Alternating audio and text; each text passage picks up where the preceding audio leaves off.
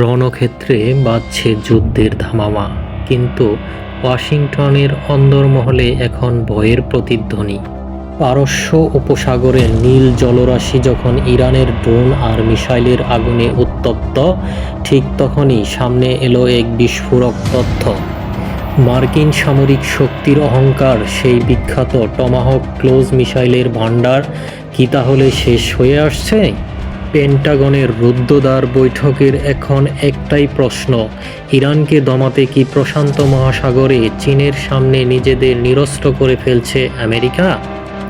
Operation epic ফিউরির প্রথম ৭২ ঘণ্টাতেই Pentagon খরচ করে ফেলেছে ৪০০-র বেশি মিসাইল।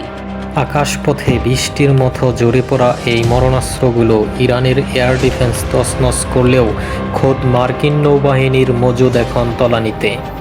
যে গতিতে মিসাইল ছোড়া হচ্ছে, সেই গতিতে তা তৈরি করার সক্ষমতা কি আছে মার্কিন অস্ত্র কারখানাগুলোর? পরিস্থিতি বেগতিক দেখে রণকৌশল বদলাতে বাধ্য হচ্ছে হোয়াইট হাউস। আকাশচুম্বী দামের টমাহক ক্লোজ এর পরিবর্তে ময়দানে নামানো হচ্ছে B-52 আর B-1 বিমারু বিমান। লক্ষ্য একটাই, ব্যয়বহুল মিসাইল বাঁচিয়ে সস্তা জেট গাইড বোমায় ইরানকে কুপোকাত করা।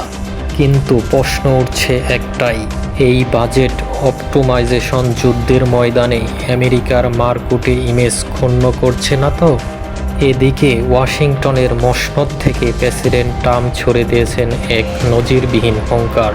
প্রতিরক্ষা সরঞ্জামাদি তৈরির জায়ান্ট কোম্পানি লকহিড মার্টিন RTX-কে স্পষ্ট জানিয়ে দেওয়া হয়েছে, আগে মিসাইল দাও, পরে লভ্যাংশ। নতুন এক নির্বাহী আদেশে বলা হয়েছে, উৎপাদনের লক্ষ্যমাত্রা পূরণ না হওয়া পর্যন্ত কোনো কোম্পানি শেয়ার বেক বা ডিভিডেন্ড করতে পারবে না। হয় এমন কুঠারাঘাত কখনো দেখেনি বিশ্ব। সবচেয়ে বড় দুশ্চিন্তার কাজ করছে প্রশান্ত মহাসাগরীয় অঞ্চল নিয়ে।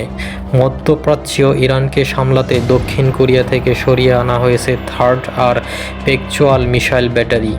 কোরিয়া আর চীনের সামনে মিত্র দেশগুলোকে কি এক প্রকার অরক্ষিত অবস্থায় ফেলে আসা হলো? প্রশ্ন থেকে যায়। জেনারেল ড্যান কিং সতর্ক করেছেন, আজকের এই অতি ব্যয় আগামীকালের কোনো বড় যুদ্ধে আমাদের হাত বেঁধে ফেলবে না তো? যুদ্ধের উন্মাদনের মাঝে ঘটে গেছে এক ভয়াবহ ট্র্যাজেডি। এক টমাহক মিসাইল লক্ষ্যভ্রষ্ট হয়ে আঘাত এনেছে ইরাকের এক স্কুল প্রাঙ্গণে। তেহরানের দাবি, এতে ৭৫ জন নিষ্পাপ শিশু মৃত্যুবরণ করেছে। যদিও পেন্টাগন দায় স্বীকার করেনি, কিন্তু ভিডিও ফুটেজ বলছে অন্য কথা। ইরানি ড্রোনের ঝাঁক মোকাবেলা করতে আমেরিকা এখন দ্বারস্থ হয়েছে ইউক্রেন যুদ্ধে বিশেষজ্ঞদের। আকাশ প্রতিরক্ষা ব্যবস্থার এই নতুন রসায়ন ইঙ্গিত দিচ্ছে যে প্রযুক্তি যতই উন্নত হোক না কেন, যুদ্ধের ময়দানে টিকে থাকতে হলে এখন অভিজ্ঞতাই শেষ কথা। এর প্রতিরোধ হয়তো ভেঙে পড়ছে, কিন্তু আমেরিকার অস্ত্রাগার শূন্য হচ্ছে তা বেইজিংয়ের নজর এড়াচ্ছে না।